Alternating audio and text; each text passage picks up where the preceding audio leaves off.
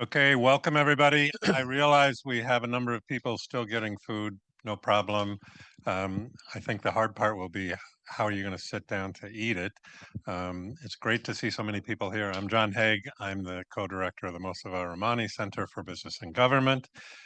This is part of our Tech and Reg programmatic series. And again, we have Tom Wheeler with us today. Tom is terrific. He's been with us for decade Forever.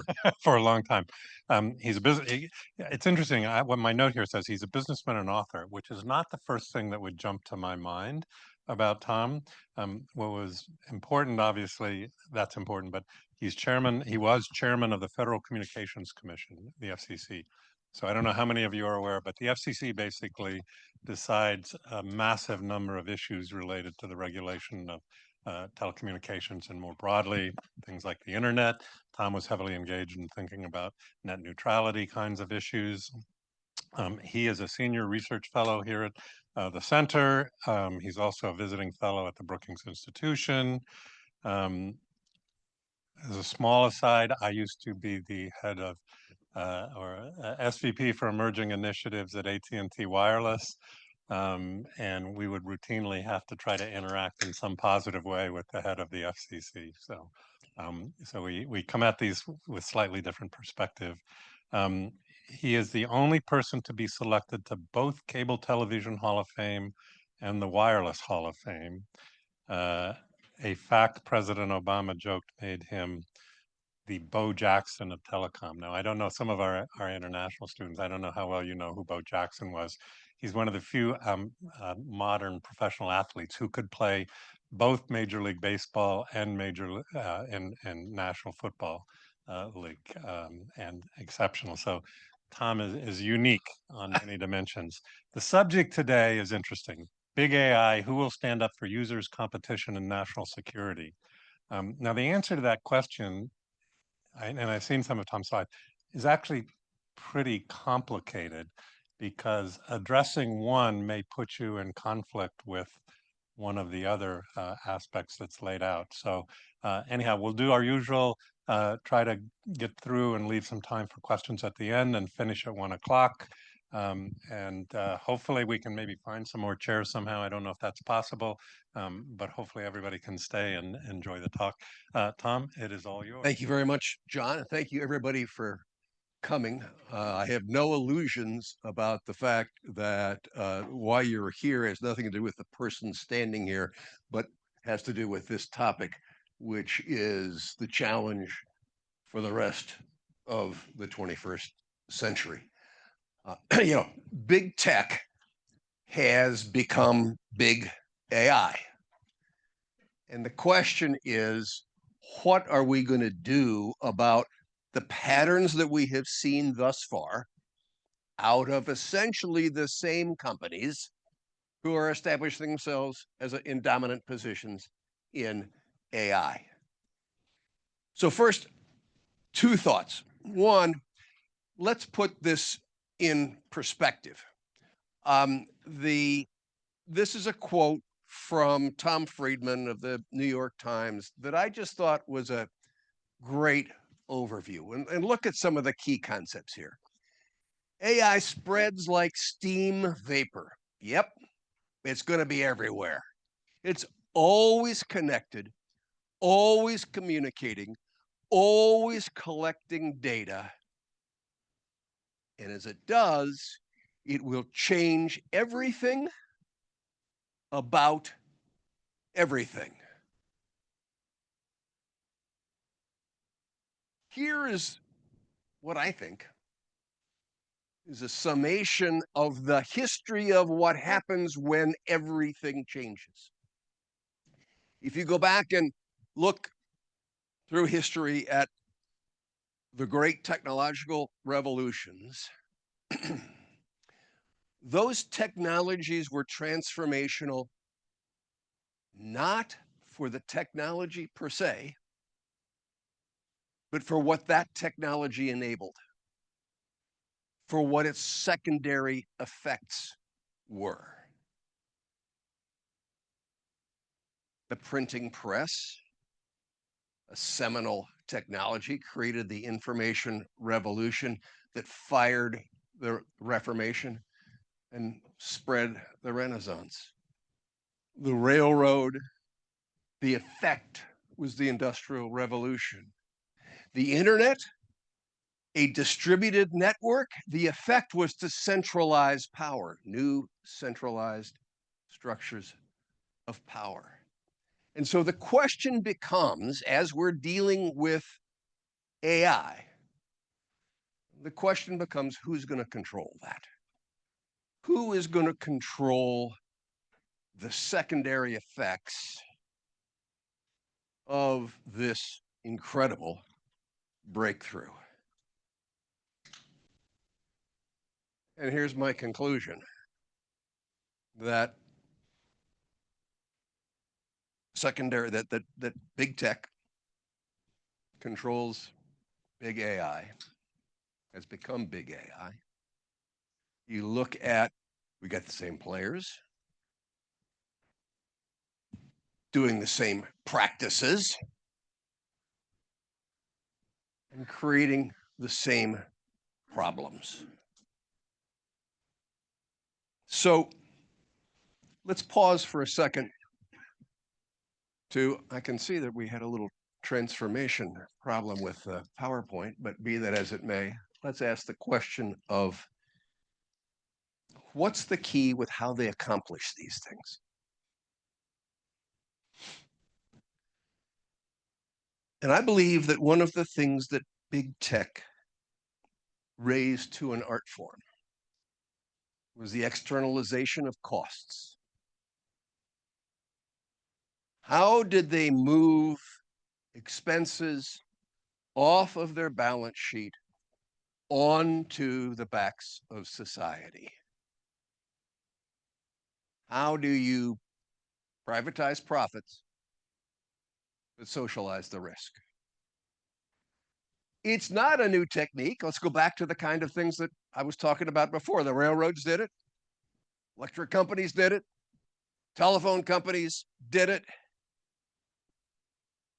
But the concept of how do you take costs that should be an essential component of your business, ignore them and lay them off on somebody else. When we're talking about big tech, oh, let's just pick a topic like your privacy. How do you take all your data and let you deal with the problems? Or disinformation, misinformation, impact on young people. Let's not do that here. Let's unload it over here. It's the same thing that happened with tobacco. It's the same thing that happened with industrial polluters. And it's the basic concept behind their business plan. How do we, and then there is the issue that relates to this externalization of costs. And that's the existential threat that people talk about and worry about legitimately with regard to AI. This is what the Center for AI Safety said in a letter that was signed by hundreds of AI experts and policymakers, that dealing with the risks of AI is important as dealing with the risk of pandemics or nuclear war. The problem is, the challenge is that those who are in a position to deal with these risks have a track record of externalizing risk. And so the risk for us as a society becomes the externalization of the existential. And somebody needs to step up and say, hey, we can't keep doing this. We can't have a reality that is based on externalizing costs, that we need to create market discipline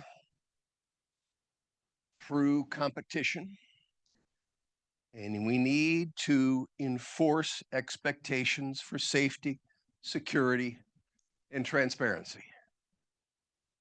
We're only going to deal with the challenges of AI, whether they're existential or they're the day-to-day issues that you and I are going to have to live with, if we come to grips with issues such as this.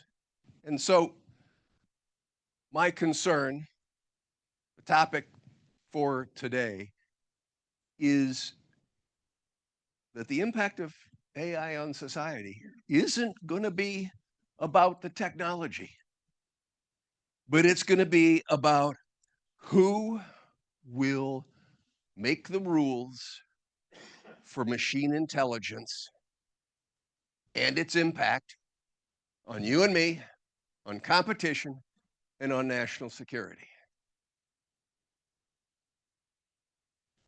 We know what to do. We've been here before. I talked before about the railroad, electricity, and telephone. We put structures in place to deal with them. We had government oversight that said you need to have accountability for your actions. You need to provide access to your assets, and you've got to have a competitive environment. That's how we handled industrial technology. It wasn't quite that simple. It took an incredible amount of time for us as a society and our representatives in government to come to those kind of conclusions. 57 years from the introduction of the railroad to the ICC, 27 years on electricity, 35 years on the telephone. And we don't have that kind of luxury anymore. This line represents track mileage for railroads, growth of track mileage for a railroad. It's a linear path, took place over years, allowed for the kind of, well, it's going to be 50 some years before we can really come to grips with it. This is what's happening with AI compute.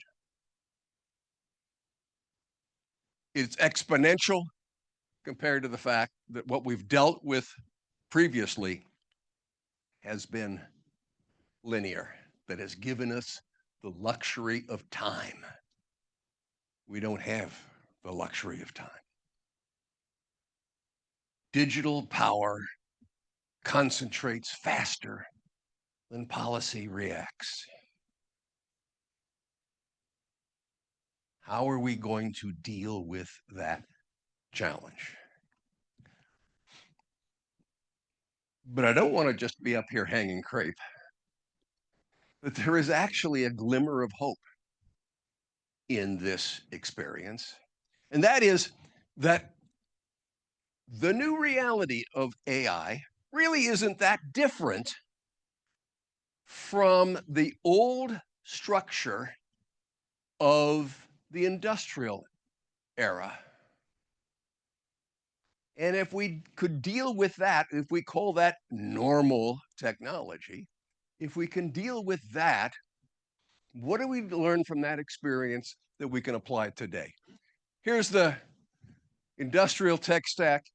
Here's the AI tech stack. Amazingly similar. You've got essential assets. In the industrial era, everything was driven by coal. Today, it's driven by chips. That power, the enabling technology, it was the railroads. Now it's cloud computing. That enable output, industrial plants, foundation models that then deliver the products of production. So, hey, we've seen this kind of structure. We've been challenged by this before. We figured out a way to deal with it. But there's also a warning in this, and that is how these components, unsupervised, also can lead to the concentration of power and public risk. And so let's look at this for a second, and how, in terms of the issues that are important in a digital environment, policy decisions got us to this. So here we have the tech stack. Chips, the underlying layer. We have the kind of creative, innovative expansion in microchips because of a 1956 consent decree that the Department of Justice entered into with AT&T. What's the backstory on that? The core of a microprocessor is a transistor, right? It's the on-off. The transistor was invented in 1947 at Bell Labs, a subsidiary of AT&T. In 1949, the Justice Department sued AT&T for monopolistic practices, including the way they were locking up all the patents that they held on things like the transistor at Bell Labs. In 1956, that was finally settled. And one of the terms of the settlement was what's called a compulsory license, the right to use on a compulsory basis for the transistor. It was the essential component to the establishment of what became the semiconductor industry. And by the way, the creation of Silicon Valley. So what we're seeing in chips today started with a policy decision. Okay, let's go and talk about the next layer, the cloud. In 1969, the Department of Justice sued IBM as being monopolistic because, and one of their complaints was that IBM would bundle hardware and software. I got a deal for you. You buy my hardware and the software is free. It's kind of hard to imagine the incentive to create innovation in software when you've got to compete against the guy who's giving it away. Interestingly enough, IBM voluntarily cut its bundling, eliminated its bundling, and in the process did two things that defined what we take for granted today. One, suddenly you had a competitive software market. And two, that meant that the computer itself became commoditized. And that's what you've got in the data centers today. Blade computers, all identical, commoditized, all because of the fact that there was a policy intervention by the United States government to promote competition. Keep moving up the stack, the platform layer. Linux is the open source operating system for the world today, including the cloud layers. Linux is derivative of Unix, which was developed by our old friends at AT&T Bell Labs. They developed this operating system for use inside Bell Labs and for use to control the switching network of the telephone system. But because, back to 1956, because they were prohibited from getting into the computer business, they couldn't productize this thing that they had developed. And so they made it available to universities and research institutions on a free open source basis. And those institutions began to expand, improve, and the concept of open source operating systems became real to the point that Linus Torvald, then in 1971, 1991, said, hey, let's take the ideas of Unix, open source, freely developable, if there is such a word, and let's call it Linux. And as I said, Linux now is the operating system of the world. And lastly, at the application layer, the decision of the Justice Department to sue Microsoft, asserting that they were trying to use their dominance in Windows to control dominance of the internet, at least the internet browser. The Justice Department won at trial. Microsoft appealed. There was all kinds of follow-on activities, but it ended up in a consent decree in which Microsoft agreed that they would open the marketplace for browsers, and that made the web open. Now, if anybody is counting words, I've probably used one word more than anything else, and that's open. Open the basis for chips. Open the basis for cloud. Open the platform layer to open operating systems. Open the internet. That's what policy did to create the kind of innovative openness that today delivered the essential assets for AI.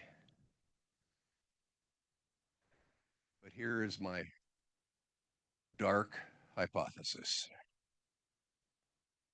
that big tech was successful in becoming dominant in the marketplace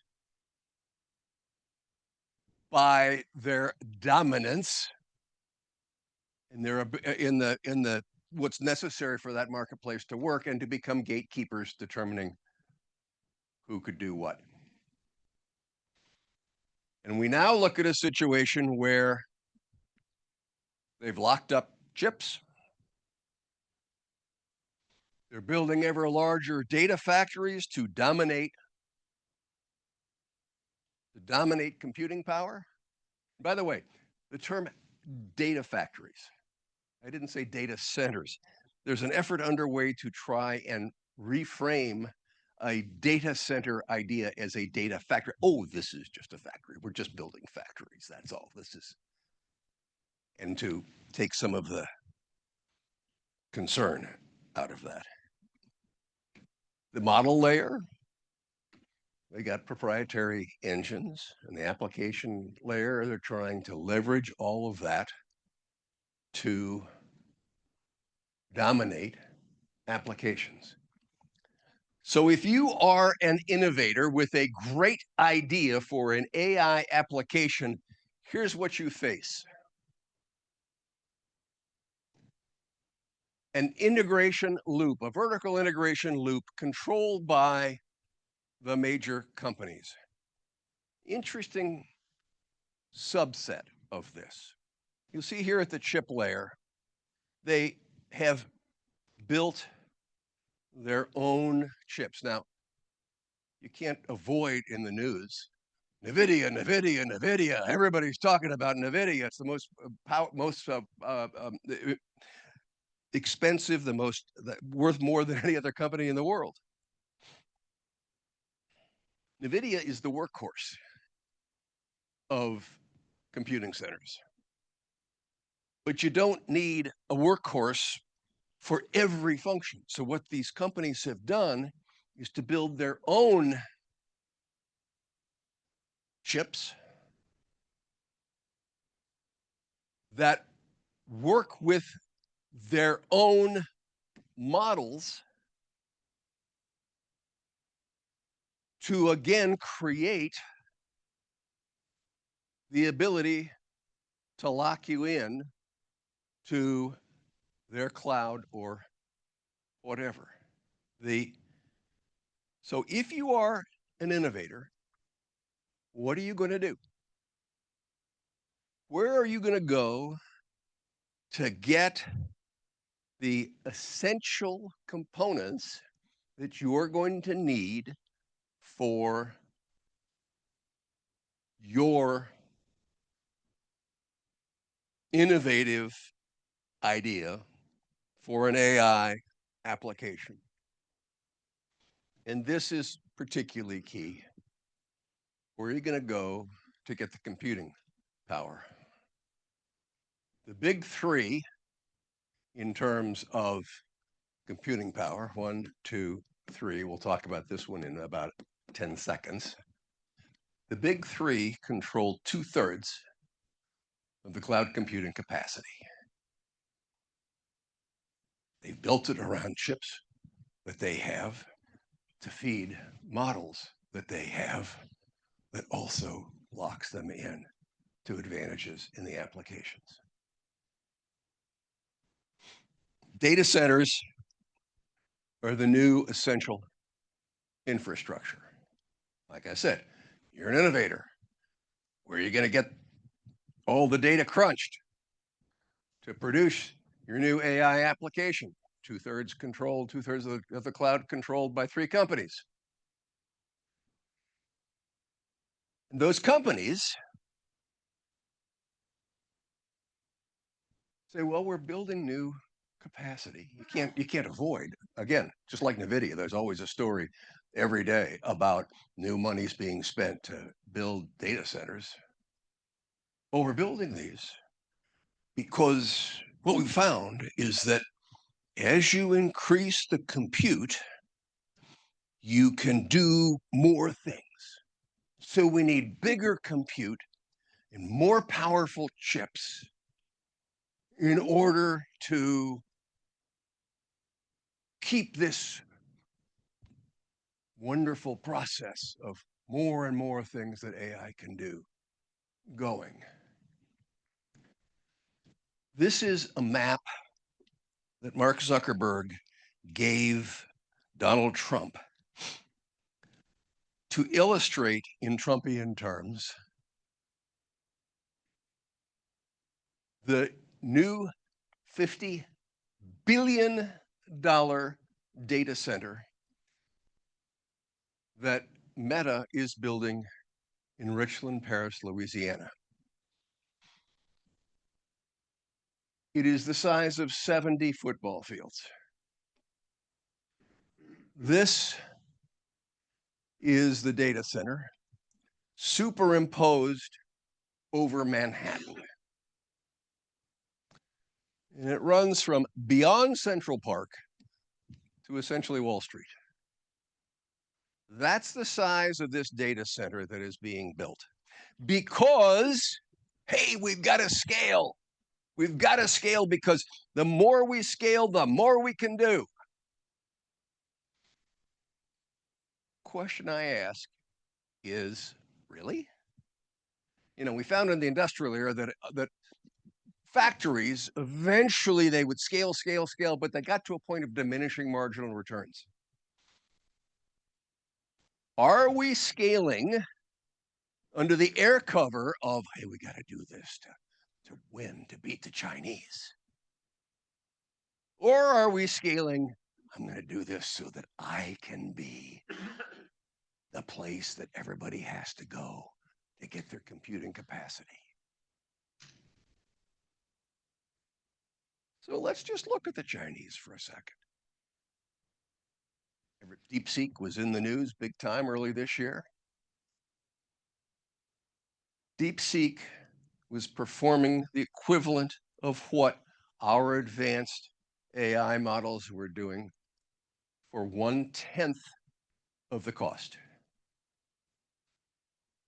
So the question becomes, for AI, for the next big thing in AI, do you need bigger models or do you need better architecture?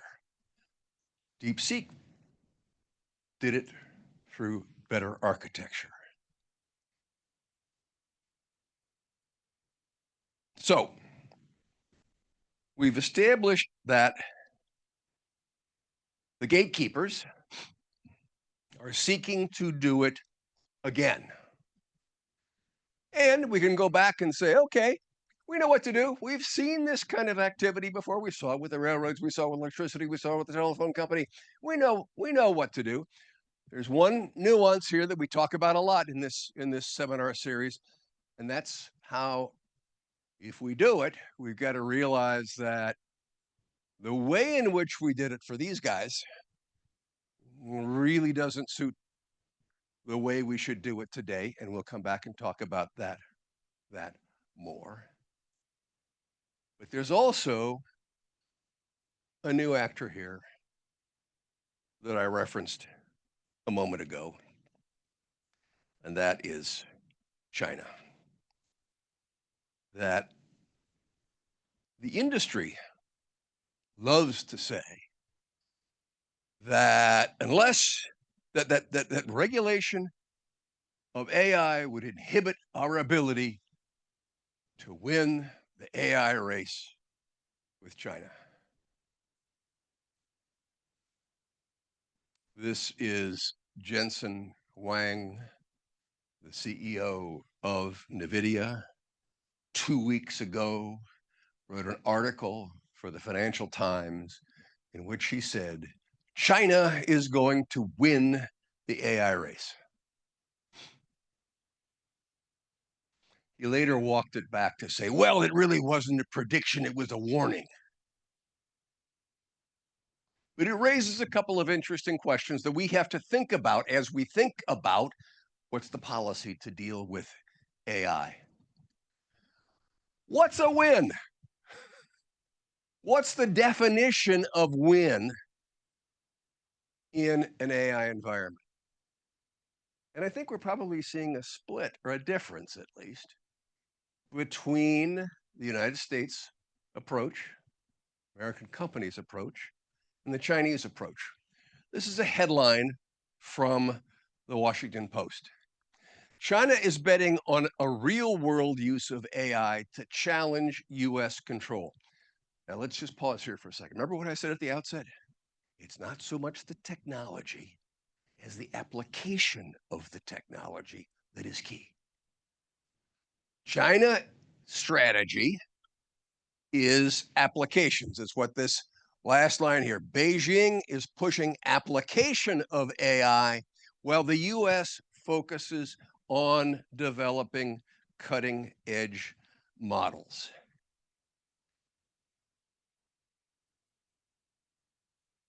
Remember, again, where we started, Thomas Friedman's quote that AI is going to be like steam vapor in everything.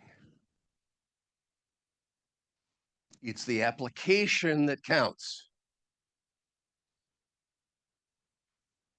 This is how the China Daily, the mouthpiece of the Chinese Communist Party, explains how China's policy is to use artificial intelligence to drive production through the creation of products, which also, by the way, are exportable, creating an international competitive opportunity.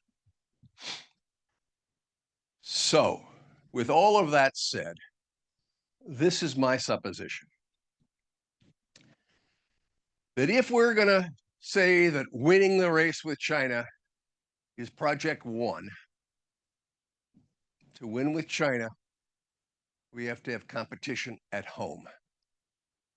We have to move from the concept of ever bigger models to focus on what are the applications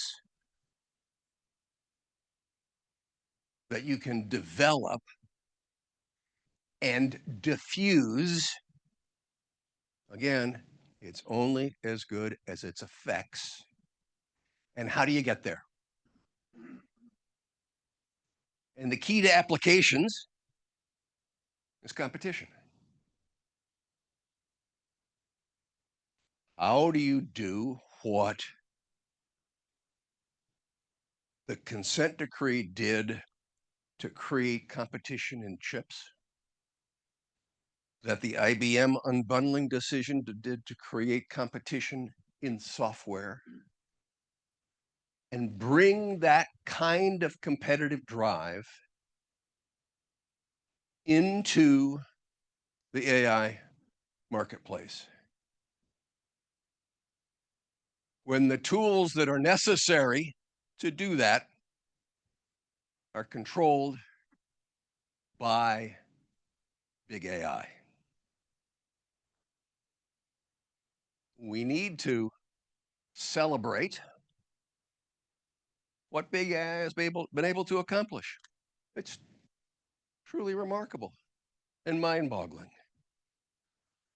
But there needs to be some kind of essential counterbalance to what big AI has done. And if you can't guess it thus far, I think that counterbalance is openness.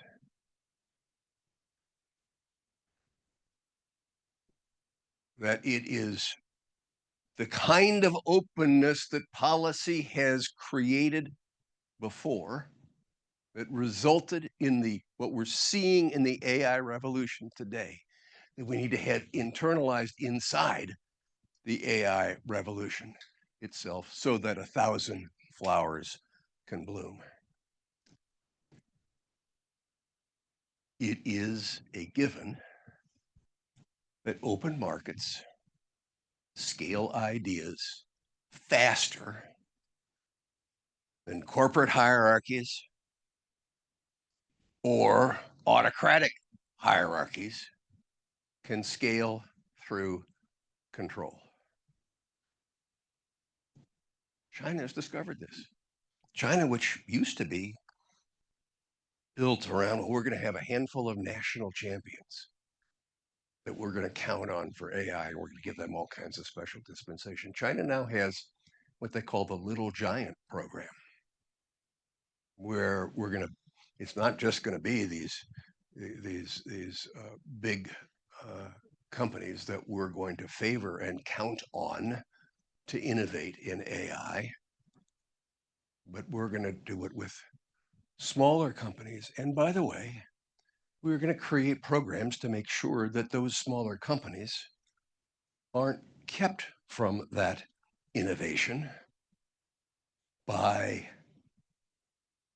big guys acting as gatekeepers. And so competition at home, the conclusion is that competition at home requires access to essential resources.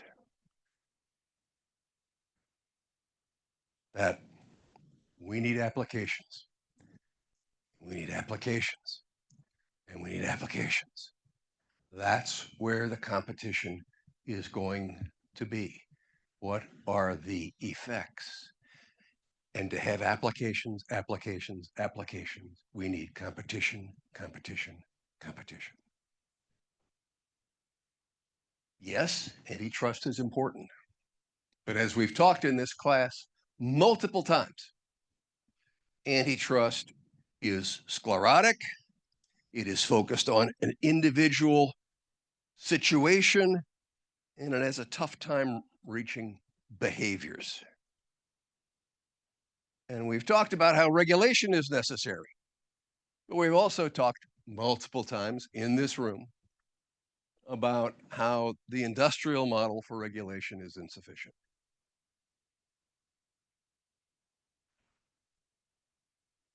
So the challenge of folks like you and all of us is how do we think about the oversight of AI in a manner that is as innovative as those who are thinking about the development of AI? And I think at first it begins with blowing the whistle on the big con. That regulation, the assertion that the big guys say that regulation stifles innovation. You've got to have this wonderful thing called permissionless innovation. As though anybody is saying, well, let's come to government and ask them if we can do this. And in an earlier session here last year, I showed a clip of Eric Schmidt saying, oh, you can't have government do it. He's telling us to NBC News, can't have government doing it, that they're not smart enough to do this. And the constant reference to the China boogeyman. So I suggest we ask ourselves, what have we learned over the last couple of decades of the digital revolution? And how we saw the rise of digital platforms and how it was the first test of would we be able to govern algorithmic power? And we lost, and those controlling the algorithms won, because they were able to build favorable rules faster than the democratic process. Okay. If we're going to have rules, we need to have principles upon which they're based. Here's some suggestions. The threshold principles that we ought to think about in terms of AI policy. The first is, what do we do about data? Data is the capital asset of the 21st century. One of the ways you get market dominance is you control data, you hoard the data. We need to have interoperability of data so that, again, the innovators can come along and be able to look at the data. We're not going to take anybody's data away. Data is what the economists call a non-rivalrous product, non-rivalrous asset, in that I can use this file of data and you can use this file of data, and both of us have an equivalent asset. It's not like rivalrous assets, like if I own a lump of coal or a ton of coal and I burn it, you don't. So how do we open access to data? How do we have portability to assure that you can move your data, that you and I can move our data to various applications? How do we deal with this topic I keep saying is the essential infrastructure of the 21st century, compute capacity? How do we have open and non-discriminatory access to that capacity? And thirdly, how do we have open distribution channels? We don't think of this enough. It's not just the assets and the compute, it's the distribution. What have we seen dominant big tech companies do insofar as distribution? Self-preferencing. How do we anticipate self-preferencing by these gatekeepers? How do we make sure that there are open APIs to allow interaction back and forth with models? And how are innovators going to have the data, the compute, and the distribution that they need? We need a new oversight model. Back to the point I said a minute ago, we got to be as creative in how we think about oversight as the innovators are in thinking about how they're going to create AI products. We need to have a focus on what are the choke points. There are a lot of things to worry about with AI. Bias, discrimination, existential threats.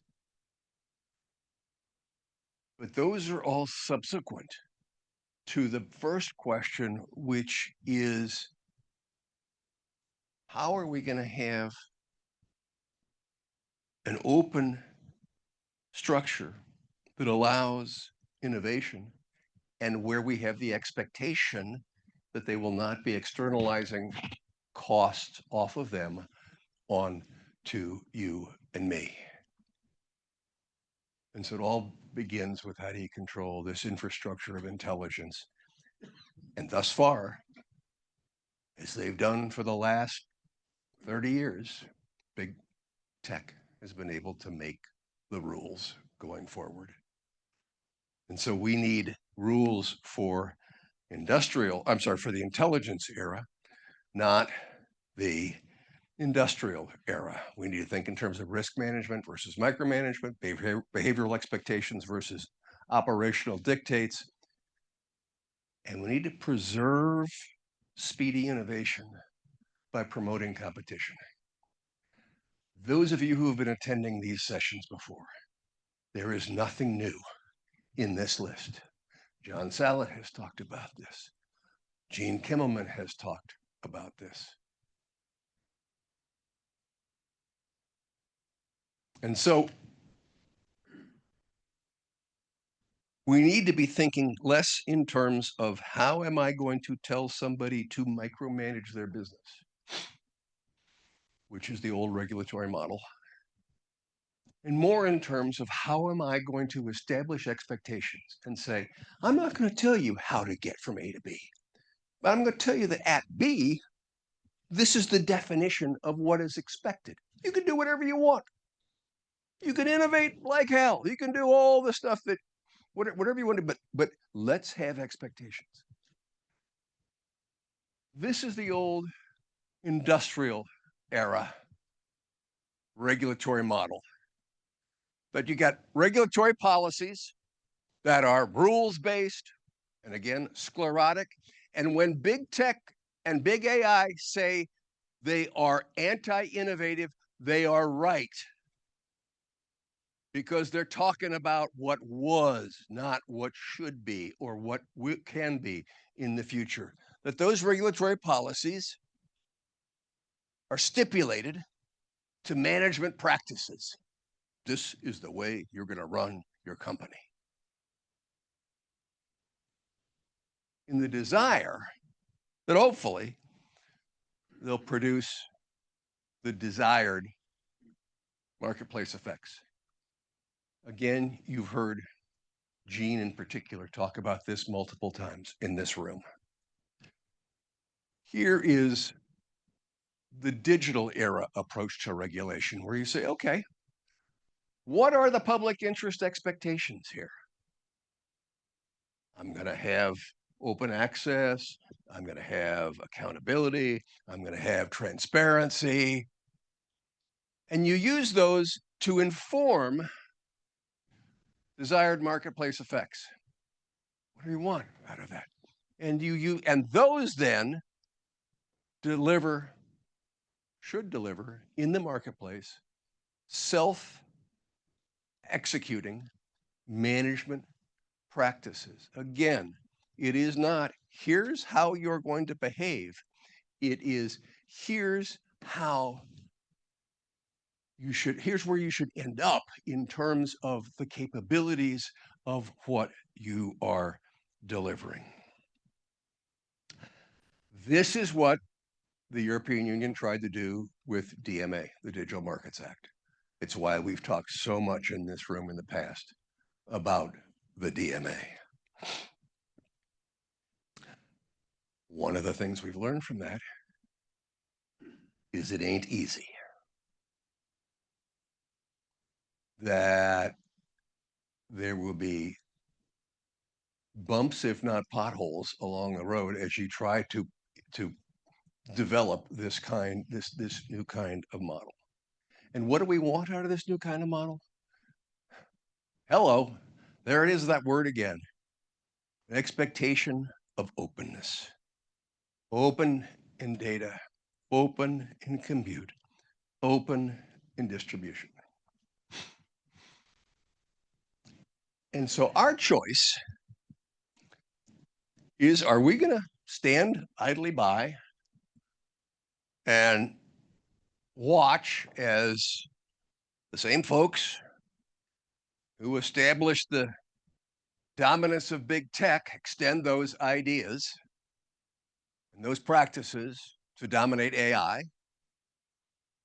Or are we going to establish public interest expectations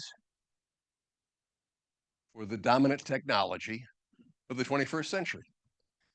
And I think it boils down to this. The future of AI shouldn't be decided by a handful of executives or authoritarian governments, but by democratic societies that, because they value innovation, competition, and user rights, are willing to be as bold in their thinking about oversight as the AI developers are in their thinking about machine intelligence. And that is the only challenge you've got. But it's a real challenge. And it's a challenge that I think humankind has proven they're up to in the past. And that with the right kind of leadership, we can do again. Thank you.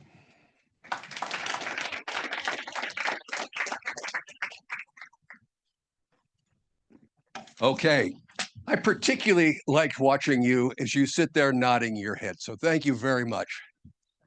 You know, it's what preachers call the call and response.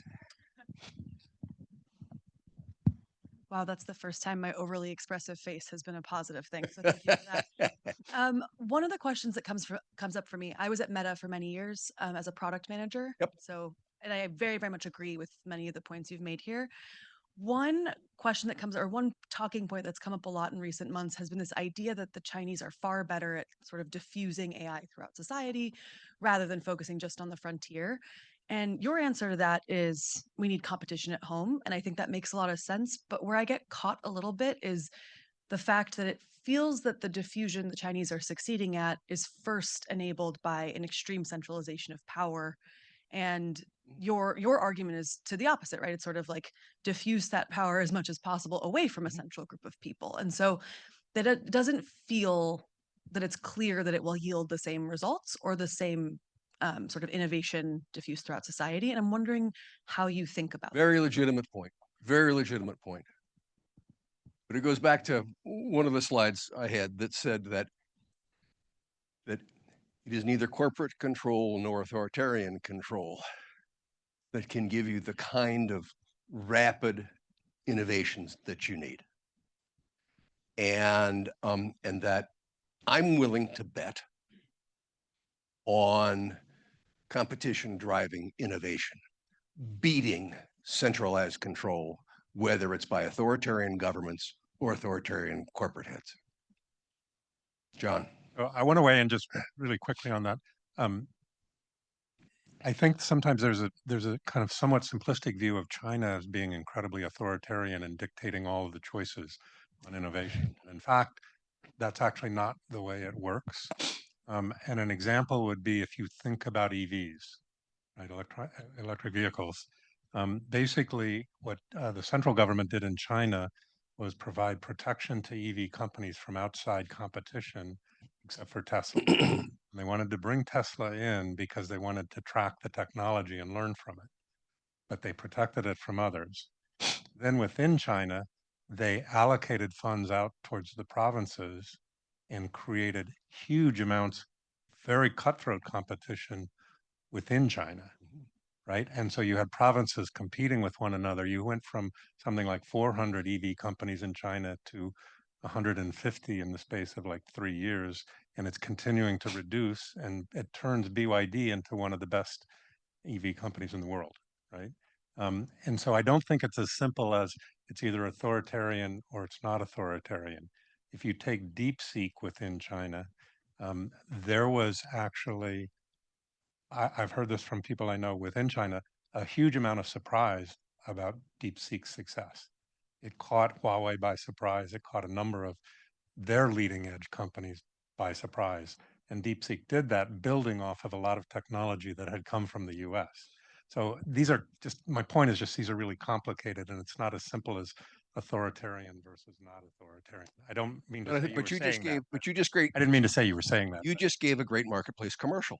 Okay. Yeah. If you're going to establish competition among various regions on the question of EVs, that works. And as I said, the Chinese government backed off from saying, well, we're going to let Alibaba and Baidu and all of these guys determine what AI is going to look like, and we're going to start looking towards new. So I agree, but the fact of the matter is competition is what got us. And anybody that's in our class that John Salat and I teach understand we kind of put a high premium on competition, consistent with what Tom has said. Sir. Yes, sir. Thank you. Given the bleak sort of odds of getting anything done at the federal level, I refuse to be bleak. Go ahead. Is there a role for states to play in this game? Absolutely. And what does that look like, in your opinion? So it's really interesting that there is a role for states to play, and in a perverse way, I believe that it will end up promoting federal activities. I mean, so John said that I'm in the Hall of Fame for the wireless industry, and I'm in the Hall of Fame for the cable industry. In both of those industries, I led efforts to nationalize policy regulating those two industries because of the fact that I used to say we're being nibbled by the state and local ducks rather than the federal eagle, seeing the federal eagle. And so, yes, I think one of the things of concern is, as you know, the Trump AI policy announcement was, what can we do to thwart state activities? Interestingly enough, they use our old agency, the FCC, as the enforcer of that, which I have a hard time figuring out how they're going to do that. But I think the answer to that is yes, in moderation, in response. And it's interesting when you watch what's been going on in California. I mean, they turned down. I mean, Newsom turned down a bunch of stuff the legislature passed. They came back, and it's working better. The answer is yes. I think there is a role if the federal government won't act, and I'm hopeful that it will create an incentive for the companies to come to the federal government and say, "Can we please have uniform rules?" Sir. Thank you. My question concerns the kind of trade-off between openness and safety. We've seen with a couple of open models, for example, Llama, right, that has been used by the Chinese for their military applications. And there are also open models that are basically downloadable and are then used for like non-consenting sexual images, for example. So the question is that if we create a system that is more open, don't we also then invite many more bad actors to play and lower the safety standards, which you mentioned at the beginning of the talk, can be of existential level, but even kind of bias and other risks. So how do we marry these two together? I'm not going to get out of bed tomorrow morning because something bad might happen. I think that your point is a very valid point. But we can't say that we're not going to try to address root causes because this might happen or that might happen.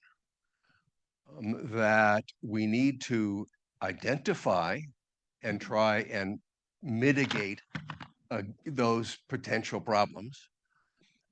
But I don't think, oh my God, this awful thing can happen, is a reason not to proceed. It is a reason to proceed with your eyes wide open, saying, what can I do to mitigate this risk? But it's not a reason not to proceed. Sir.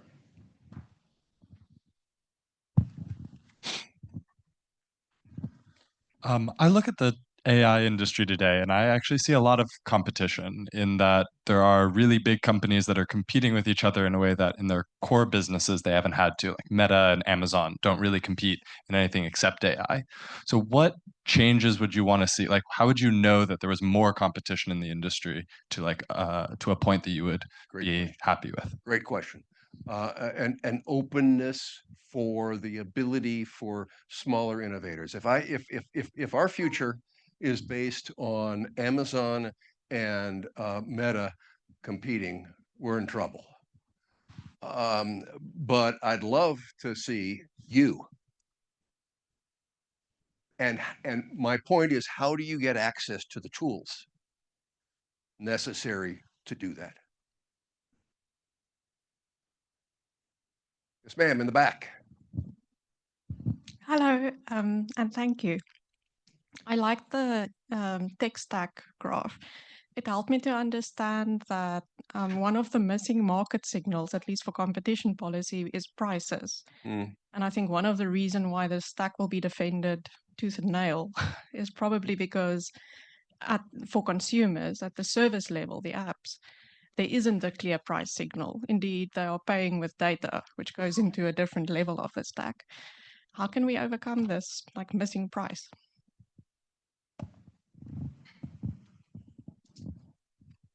So I'm hesitating, and I'm looking here to my former general counsel, John Sallet, because he and I lived through this on the question of net neutrality. And do you end up regulating price? And the conclusion that we came to then was that we need to create a competitive environment and try to see if that will deal with the price issue. And if it doesn't, then respond accordingly. But it shouldn't be what we lead with. Is that close enough, John? Yeah, I mean, as I used to say when I worked at the Federal Communications, that's exactly right, Mr. Chairman. No, can I just say can I add one thing? But that I do think the other question is, the price signals is obviously critical. The effect of what you describe is the compilation of data. And the effect of the compilation of data is the scale efficiencies and the advantages that come from that.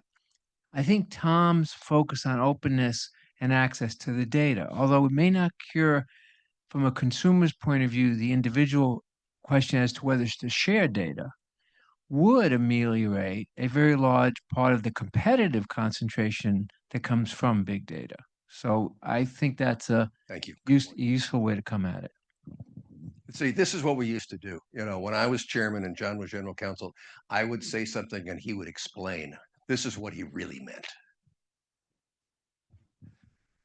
Okay. So I want to come back to the question about the four big companies and competition in AI. In addition to Tom's answer, there's another important issue, and that is each of those companies has bottlenecks in other important portions of our market. And they're using AI as the tool to reinforce that. Point. So it's not just about whether there is some more competition in building large language models. It is about whether you're really promoting an open marketplace across the board, an open digital marketplace. Great point. Thank you. All right. The last thing, since I get to have the last comment. The one thing that's interesting to me, and I basically agree with the vast bulk of what Tom went through. The one thing that niggles in the back of my mind is what is the competition in this sector really going to look like through time? And the reason I say that is, Tom didn't have NVIDIA up on one of his slides, but he referenced it. And if you look, NVIDIA just invested $100 billion into OpenAI, and the deal is OpenAI will use that to lease back NVIDIA chips through data centers. Is that competitive? And that's a good question. It seems to me that's an alternative circular monopoly stru- cycle to what you're talking the about. circular broader monopoly structure that is being created. And then CrowdStrike is in this now, and they're investing. Palantir, you got the It, whole. it is the whole. So there's just a complicated dynamic of how that's all going to play out that I'm less certain of. And I think, but the general principles that Tom laid out are kind of good guiding principles to try to think about those range of issues. With that, do you want to have the last word, Tom? Or Thank you, John. Thank you, good. Thank you, everybody. everybody, for coming.